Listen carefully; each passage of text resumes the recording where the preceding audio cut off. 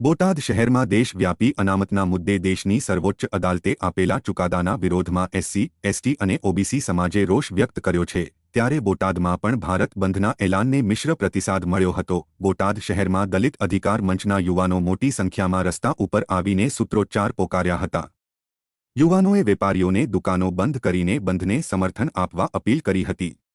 Supreme court દ્વારા અપાયેલો ચુકાદો પાછો ખેંચવામાં આવે તેવી માંગ પણ કરી હતી।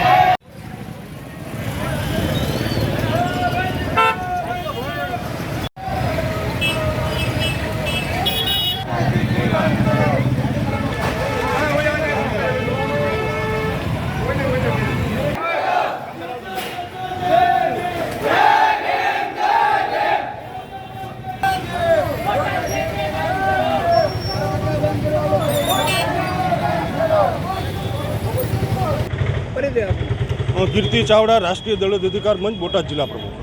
सुप्रीम कोर्टનું જે જજમેન્ટ આવ્યું કે જે અનામત છે એસસી એસટીની અંદર એનું વર્ગીકરણ કરવામાં આવે એટલે કે 60% જે એમાં પણ વિભાજન આ તે કેવો ન્યાય એના માટે સમગ્ર અનુસૂચિત જાતિ અને એસટી સમાજે ભારત બંધનું એલાન આપેલ છે। તો અમે આજે બોટાદ જિલ્લામાં પણ એનું પાલન કરાવી અને ન્યાય મેળવવા માટે અમે આંદોલન કરશું।